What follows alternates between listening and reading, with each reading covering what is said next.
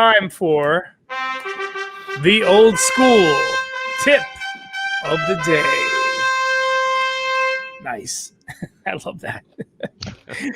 Talk to us, bud.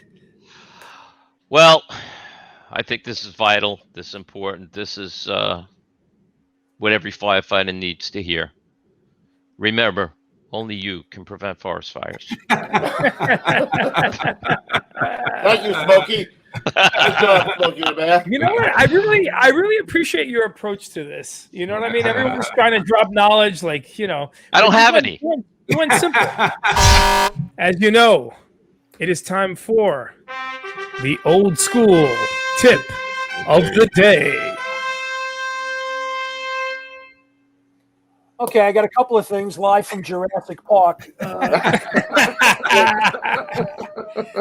I wrote these down, but my number one tip, aside from tower ladders, would be to the young guys is to read, and read as much as you can. Read whatever you are required to read when you get on the job. Read Vinnie Dunn, read John Norman's book, read John Salker's book on engine work, read Brannigan's book on building construction.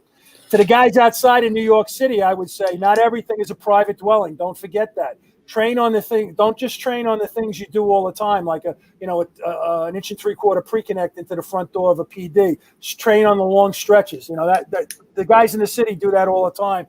But out on Long Island, for example, or in other suburban areas, try stretching to 2.5. Try stretching into longer stretches that the pre-connects won't handle. Again, the guys talked about it earlier. When you get on the rig, be prepared to go to work. Have the mindset that when you get there, you are going to go to work. There are going to be victims. You are going to have to, perform. And then for the guys that are the older guys and that are mentoring younger guys, remember what it was like to be the young guy. One of my friends used to say all the time, there's nothing more dangerous in the New York City Fire Department than a guy with 5 years on the job, because he thinks he knows everything, and he doesn't. And and for the guys that are older than that, sometimes we talk at this level. For somebody that has never done this before, you want to be at this level. For somebody who's new, they've never done it. So, take that into account. Don't teach at a higher level. Teach at a level that it matches who's ever standing in front of you. And those would be my tips. So, Excellent. I like it. Nice, Cap. No doubt, the GOAT. All right, Pete, I think it's that time, brother. Well, guys, if you're someone who listens to this show regularly, you'll know that it's time for the old school tip of the day. Where's the banner, Pete? No banner? I got it. Hold on. I got excited there, man. There it is. Stutterer. There you stuttering prick, you. Give it Bring to the him. check. 7,000 I charge. So it's going to be short and sweet. I'm going to say when I walked through the doors of 124, I met Captain Walter, and I went upstairs, and he didn't say much, but he says, one thing you got to remember when you're on this job, do your job. All right. He said, just do your job. If you have the can, you do the best that you can do at the can. You got the irons, you do the best you can do at the irons. Don't worry about other companies. Don't worry about what they're doing. You worry about your job and do the job. He said, the mission of the fire department is to save lives and protect property. That's it.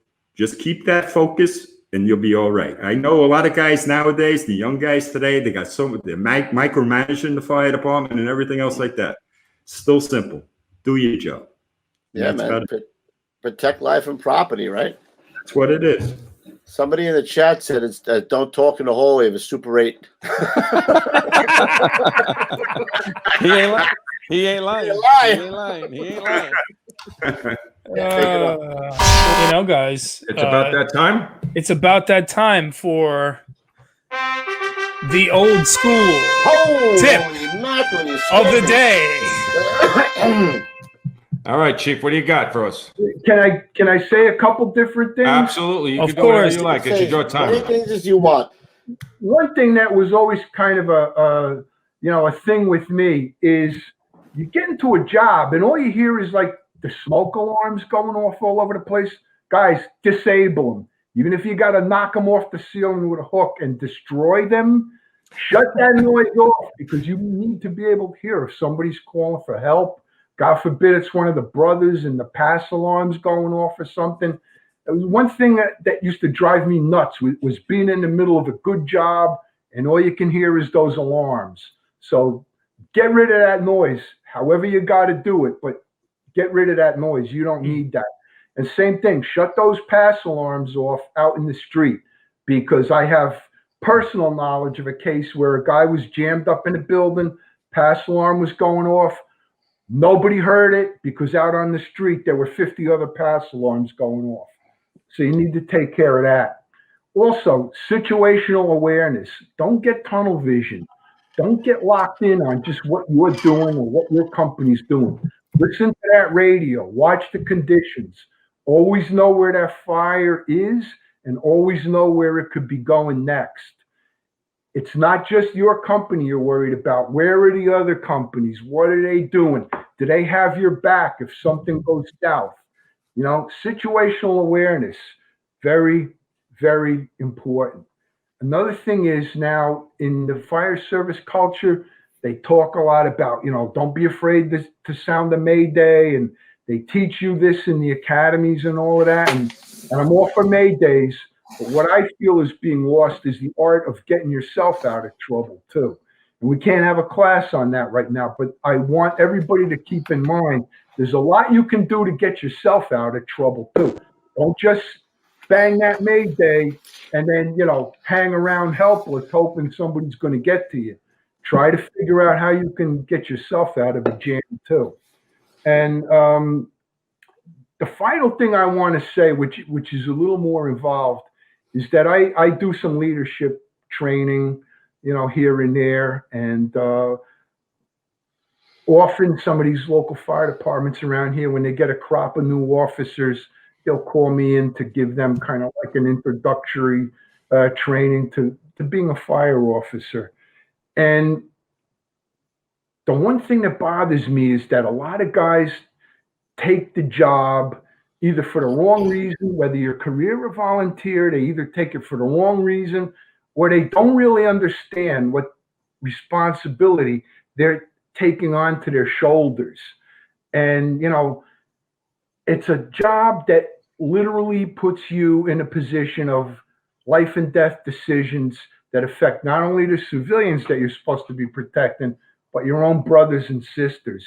So I want to leave you with a thought, you know, all firefighters, with very few exceptions, all firefighters who have ever died in the line of duty have one thing in common.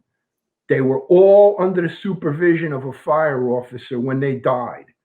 So when you take that job, you got to very, very, very much understand what you're signing on for. Always keep studying, always keep increasing your knowledge, always keep in mind that you're the safety officer, not the guy out on the street wearing the cute little yellow vest, okay? He's out there. You're in the building with your company. You're directly supervising your troops. And at the end of the day, you're the safety officer, and it's up to you to take care of them. That's all I got. Wow, that might win the best old school tip of the day. I tell you right now. Hey, Because you know what time it is? It's What time time is for the old school tip of the day. Pete, where's the banner? I didn't see the banner. I'm going to put it up. Relax. Hold on. All right, brothers, sisters, friends, companions, Countrymen. some tips. There was a time when you had to bring your own to the firehouse, and now the job supplies it. You got to have a working flashlight. Got to have a flashlight that works and goes through smoke. You got to use it, and it's a tool that people just take for granted as being like non-important. So important that you have a working flashlight and you use it accordingly. That's the specific. The most important thing about the fire department or any job to be better at it, it's about drilling. Okay. So my general tip of life is that if you want to be better at anything, you need to put the time and the energy into it. And the fact that we would go on building inspection and bring a roof rope up and spend an hour and a half going through roof rope operations, When we had building inspection, we take the cards to the building and write our own cards and write down which side of the street it was on, if it was a one-way street, if the basement had one access or four accesses to it. Was there an adjoining similar cock loft? Was it an old lord tenement? You used to write down specifics so that when you saw a 1075 at an address, you could actually secondarily look at your little logbook and decide and know what kind of fire that you're going to be, what situations that you're going to run into. If you were an OV, an outside vent man, and you're going to a specific building, you basically knew your best point of operation before you actually even got off the rig. So I always found that the best times I ever had and was at the same time the times that I hated, which was drilling.